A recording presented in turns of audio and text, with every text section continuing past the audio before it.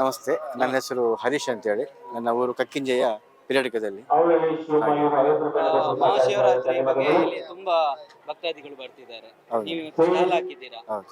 ಏನು ಏನು ಅಂದರೆ ನಮ್ಮದು ಈ ಸಂಸ್ಥೆ ವತಿಯಿಂದ ಗ್ರಂಥಗಳಿವೆ, ಹಲವಾರು ಗ್ರಂಥಗಳಿವೆ. ಇದರ ಉದ್ದೇಶ ಸಮಾಜಕ್ಕೆ ಧರ್ಮದ ಬಗ್ಗೆ ಅರಿವು ಮೂಡಿಸುವ ಬಗ್ಗೆ, ಆಮೇಲೆ ಜ್ಞಾನ ಬೇಕಿತ್ತು. ನಾವೀಗ ಯಾತ್ರೆಗೆ ಬರ್ತಾರೆ, ಅದರ ಬಗ್ಗೆ ಮಹತ್ವ ಬೇಕಿದ್ರೆ ನಮ್ಮಲ್ಲಿ ತುಂಬ ಗ್ರಂಥಗಳಿವೆ.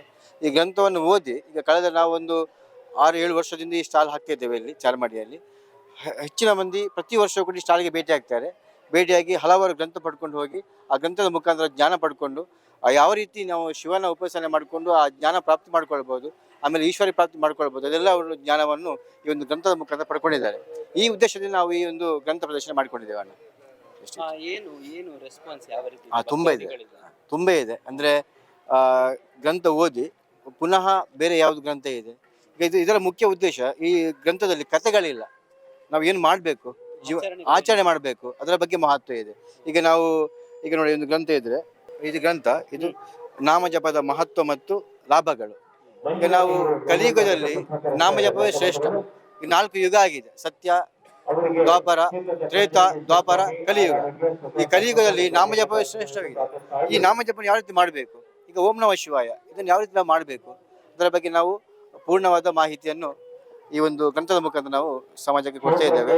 ತುಂಬಾ ಮಂದಿ ಇದರ ಲಾಭ ಪಡ್ಕೊಂಡು ತಮ್ಮ ಆಧ್ಯಾತ್ಮಿಕ ಪ್ರಗತಿಯನ್ನು ಮಾಡ್ಕೊಂಡಿದ್ದಾರೆ. ಈಗ ಆಚರಣೆಗಳು ಅಂತಿದೆ, ಈಗ ದೇವರ ಬಗ್ಗೆ ಆಚರಣೆ ಮಾಡುವಂಥದ್ದು ಬೇರೆ ಬೇರೆ ರೀತಿ ಇದೆ. ಕುಂಕುಮ ಹಾಕುವಂಥದ್ದು ಇರ್ಬೋದು ಅಥವಾ ಪ್ರತಿಯೊಂದು, ಅದರ ಬಗ್ಗೆ ಏನಾದ್ರು ಸರಿ ಇದೆ. ಅಂದ್ರೆ ನಮ್ಮ ಧರ್ಮದಲ್ಲಿ 2 ಇದೆ, ಒಂದು ಆಚರಣೆ ಮತ್ತೊಂದು ಪಾಲನೆ. ಈಗ ನೀವು ಕುಂಕುಮಗೆ ಹೇಳಿದಿರಿ, ಅದು ನಾವು ಪಾಲನೆ ಮಾಡುವಂಥದ್ದು. ಈಗ ನಾವು ಆಜ್ಞಾಚಕ್ರಕ್ಕೆ ಪುರುಷರು ಉದ್ದ ರೀತಿಯಾಗಿ, ಹಾಗೆ ಸ್ತ್ರೀಯರು ಗೋಲಾಕಾರವಾಗಿ ಕುಂಕುಮ ಹಾಕಿದರೆ ಇಲ್ಲಿ ಆಜ್ಞಾ ಚಕ್ರ ಇದೆ. ಇಲ್ಲಿ ನೆಗೆಟಿವ್ ಯಾವುದೇ ಕೂಡ ಒಳಗೆ ಹೋಗುವುದಿಲ್ಲ. ಆಮೇಲೆ ಪಾಸಿಟಿವ್ ಶಕ್ತಿ, ಭಗವಂತನ ಸಾತ್ವಿಕ ಶಕ್ತಿಗಳು ನಮಗೆ ಒಳಗೆ ಗ್ರಹಣ ಆಗುತ್ತೆ. ಅದಕ್ಕೋಸ್ಕರ ಪುರುಷರು ಶಿವನ ತತ್ವದಾಗೆ ನಾವು ಉದ್ದಕರವಾಗಿ ಕುಂಕುಮ ಹಾಕ್ತೇವೆ. ಮಹಿಳೆಯರು ದುರ್ಗಾದೇವಿಯ ಪ್ರತೀಕ ಆದ ಕಾರಣ ನಾವು ಮಹಿಳೆಯರು ಗೋಲಾಕಾರವಾಗಿ ಕುಂಕುಮ ಹಾಕ್ತಾರೆ.